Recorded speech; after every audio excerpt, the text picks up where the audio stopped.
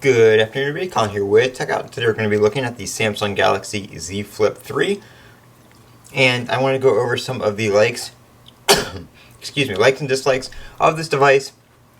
I've had it for almost a week now, 2 days shy of a week, so I've had plenty of time to use it. I also picked up the Samsung Galaxy Watch 4, so I've been using that as well, and I've had it connected to this phone. So when I talk about battery life, I'm going to talk about it with the watch connected, because those two devices have been working together for the past few days. So first thing I want to say is, if you want to pick up this device, I would not recommend it if you are a heavy user, if you're using your phone for work, if you're on your phone all day every day, stuff like that. I would not recommend this one. I can wake up in the morning and lay in bed just on my phone, and within 30 to 40 minutes I can have it down to 80% basically. So battery life on these is by no means good. It's not the worst, but like I said, if you're going to be a heavy user, if you plan on being a heavy user all the time, you're not going to like the battery life on this device. So I just want to put that out there right away, because a lot of people have been complaining about the battery life on the forums, thinking their device is defective, and it's really not. It's just got a small battery. If you're going to be a heavy user and you want to do a foldable, I'd recommend maybe trying out the Fold 3. If you don't mind the size of it, it's probably going to be a little bit better for you heavy business users that are interacting with your phone constantly. With that being said, that's really the only issue I have about the phone, and it's not even really an issue because I'm not usually somewhere where I can't plug in my device. So like I plug my phone in when I get in my car. I'll keep it topped off that way between point A and point B, or if I'm going to work. When I leave my house in the morning, I'll plug it into my car. That way it's still at 100% when I get to work. Gets me through the 8-hour workday just fine, just being on and off my phone a little bit, and on breaks and stuff like that. There's no issue there. But when I'm at home on my day off, or when I'm out and about on my day off, just constantly on my phone, the battery drops like a rock. So that's really the only issue I have with the phone, the only dislike I have with it. Cover screen right here, very, very nice. You can set your own custom wallpapers. You can use the wallpapers on the device. It's got a few different ones, so that's really nice to see. You've got your notifications right here if you swipe over to the right, and then you can swipe the other direction for your widgets. I only have like two. Yeah, I only have two, which is my next alarm and the weather, but you can add stuff like Samsung Health, music, and that kind of stuff, but I really don't use all that, so I just have that off. If you do have your always on display set to always stay on, this screen will always stay on when the phone's closed, and I've tried it for a few days with and without, and I really don't notice any negative impact on the battery life with this screen always on. It's so small that like 1% or 2 is maybe all it drops it. I really didn't notice anything at all. So I just leave it on because it's nice to be able to glance at the time. You don't get any notification icons on this screen right here, but you will get a little orange notification dot similar to the watch.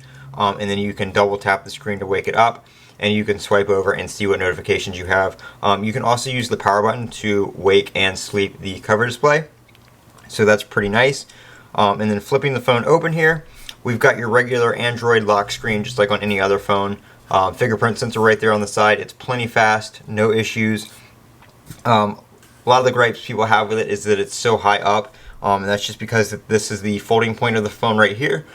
So obviously they can't really put it down much lower. If they moved it down here, it would be way down on the bottom. Now some people have said they would like to see it down here just so they can hold their phone like this, but in my opinion, holding my phone this low in my hand makes it a bit top heavy. So I kind of prefer to hold it like this, and once you get used to it, that's kind of like the midpoint in my hand. So my thumb right here really is right on the fingerprint sensor. You can also use this for swiping up and down for the notification shade. That's something you can turn on in the settings. So if you want to interact with it that way, you can do that. You can also obviously just swipe down on the screen, but you can use the fingerprint sensor to bring that down. Right now that's the only gesture that it supports, I believe. I haven't seen it work with anything else. So going up doesn't do anything. Down on it is the notifications, and then back up puts it back up. Kind of useful if you want to just pull it down that way without having to reach to the top of the phone. It lowers it down for your finger a little bit. Screen is really, really good on this. I had the Fold 2 5G or I guess it was like the Fold 1 5G, Fold 1.5, whatever you want to call it. It was, or not the Fold, the Flip 5G, the one before this one. and the screen kind of sucked on it. It was really rubbery and sticky. This one is very smooth on the finger. It does not fingerprint too terribly bad. It obviously does fingerprint some. I did not wipe my phone off or anything before starting this review, and it's really honestly not that bad. So it's a lot better than the previous version, that's for sure. The screen is a lot brighter. As you can see, that's where my brightness is set right there.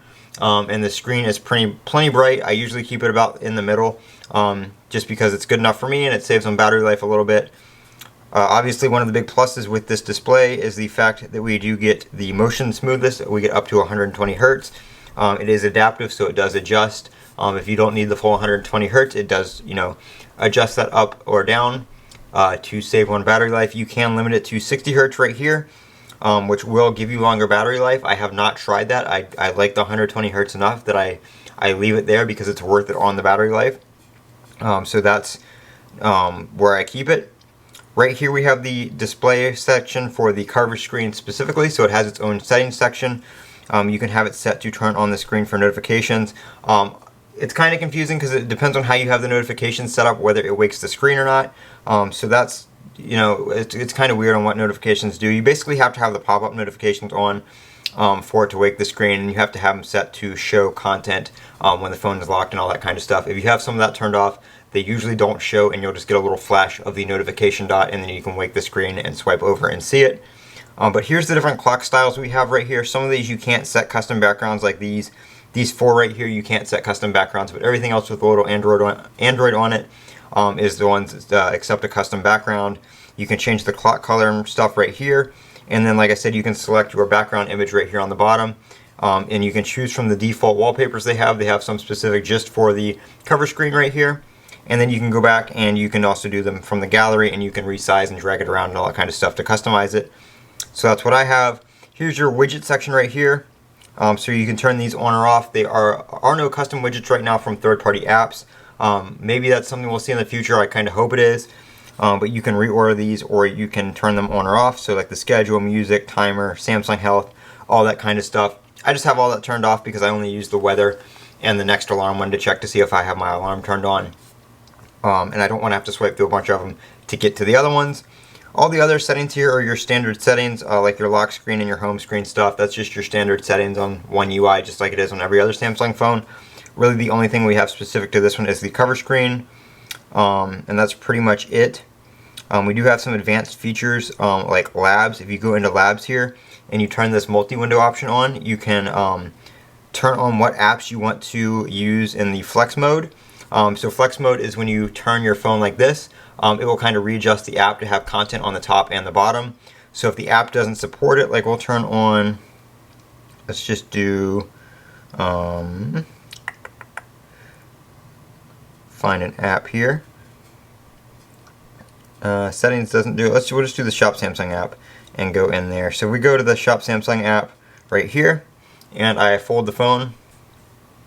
You can see it adjusts. Now in a app that fully supports this by the developer, you'd get different content on the bottom here, like the YouTube app. When I open that one, let's see, so if I start a video, I'm just going to start playing this video right here. When you do that, it puts the video on the top and the information here on the bottom. So it slides it down a little bit. So that is what that does. So that's flex mode. Like I said, if it's not supported by the developer, when you do that, it just basically gives you other controls down here for brightness, sound, stuff like that. And then you can close out and it'll open the app back to full screen. So that's what that does. Kind of useful, but I also wish more developers would support it right out of the box because it would give you a lot more flexibility with the phone. Otherwise though, performance, speed, everything like that, really, really good. It's the Snapdragon 888 with 8 gigs of RAM. This is the 128 gigabyte storage model, just because I've never exceeded that or come close to it, so no need for the 256. However, if you did pre-order it, you could get that for a little bit of a discount, or actually the same price as the 128, but I wasn't paying attention when I pre-ordered, so I missed out on the free Care Plus and that kind of stuff, but not a huge deal. The phone doesn't charge too slow. It charges about 15 watts. If you plug it in, and it charges at 9 watts on wireless chargers. So not the fastest out there, but again, if you're charging at night, not a big deal. Now, however, with this phone, if you use it a lot, you're going to be charging during the day. So that might be something to watch out for. But again, I haven't really had any issues with that at all yet. So battery life's just fine for me for my usage. I'll just plug it in here and there, top it off, and we'll be good to go. So that is the Samsung Galaxy Flip 3. I've got it in the spec case right now. I also picked up the Samsung leather case, which you guys saw in my previous video of that. I featured both of these cases in a video. Now that I got Care Plus, so I'm planning on taking the case off and doing it just by itself because the phone does feel really nice in the hand. I do also have some Whitestone Dome accessories. I have a screen protector from them.